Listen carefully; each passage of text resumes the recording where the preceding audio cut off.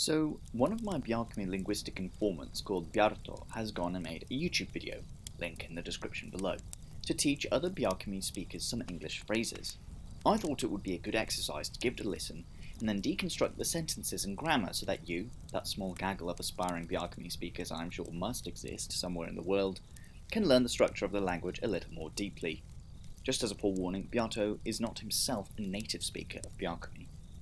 Here is what it sounds like to me that Bjarto is saying, so let's just start off by listening and reading along. Aju, saneurtahiatasti. Hol nuvitiot ketapangap ni kane dowawat Jerusiana svalu inklisias. Inklisiat mi busvala yahya liyani.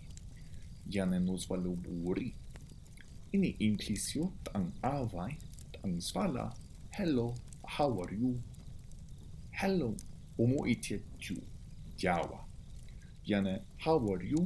Umui, zane kitahiatasti.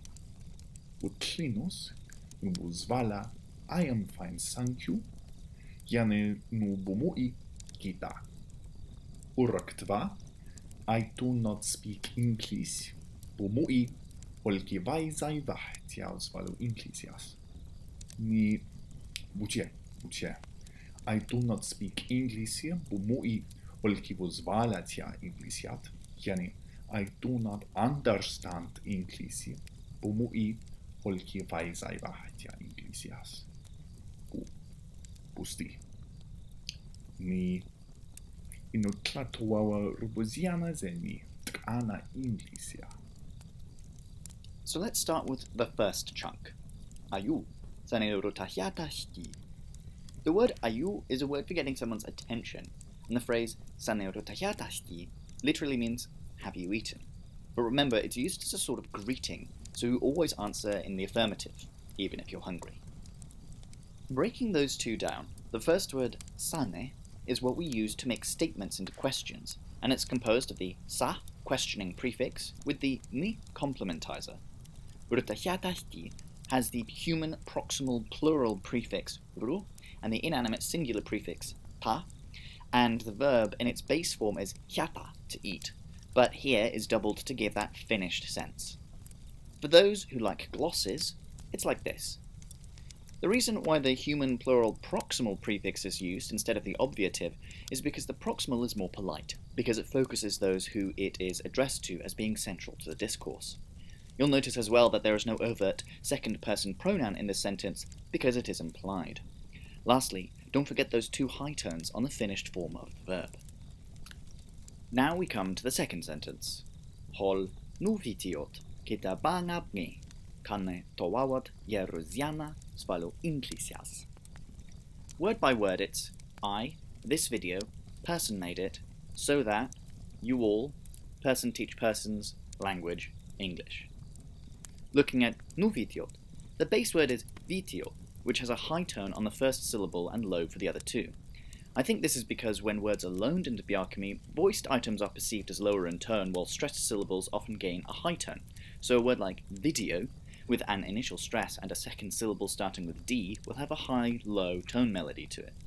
The word has the proximal prefix nu to make it mean this video, and because this prefix has no specified tone, the whole melody moves one step backwards.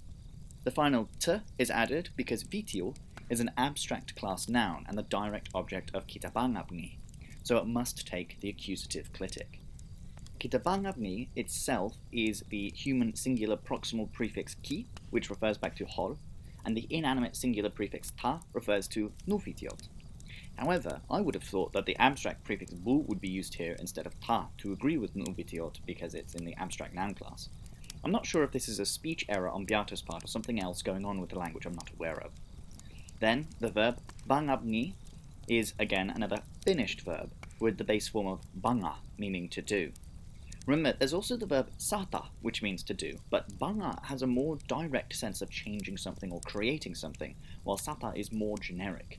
If you were asking someone what they were up to, you would say zakita sata, but if you saw they were making something, you'd probably ask zakita banga. The next word is kane, which is the preposition ka, meaning towards, and that complementizer ni again, which together means in order to, or so that. You might have also seen ba instead of ka as a preposition meaning the same thing, and I'm not too sure what the difference is between them. I think ka is used when there is a first or second person involved in the action, and ba otherwise, though I'm not sure whether the first or second person has to be in the matrix clause or subclause or both. That's something worth investigating, so let me know if you've noticed a difference yourselves.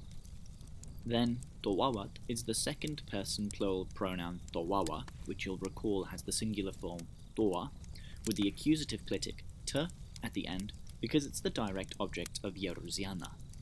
The verb has the human singular obviative prefix ye, referring back to hol, because the focus of the discourse is now on the audience, so they get the human plural proximal agreement with ru. The verb ziana is in its ordinary volitional form. Then we have zvalu, which is the word for language or speaking, related to the verb zvala, to say or speak, followed by the noun inglisia, which is the noun of quality from the adjective inglisia. On its own, it might mean an English thing, if that thing is abstract, but here it's functioning as an adjective agreeing with zvalu. Remember that you have to create nouns out of adjectives for when they are being used attributively, and to use the more verb-looking form with the appropriate agreement prefix for predication. For example, zvalu inglisia is the English language, while zvalu bu inglisia is the language is English. You'll also notice the same high-low tone melody on inglisia as the word vitio had. Lastly, it has the z clitic at the end to mark the locative, and note that the clitic attaches not to the end of each word, but to the end of the noun phrase zvalu inglisia. This clitic is used because when learning or teaching something with the verb ziana, the thing being taught or learned is always in the locative. Sometimes when Byakumu speakers are speaking English, they'll say things like, I am at X, to mean, I know X. Well, even though we've only analysed 2 sentences, I think that's all we have time for today. So I hope you enjoyed this, and as always, don't like and don't subscribe.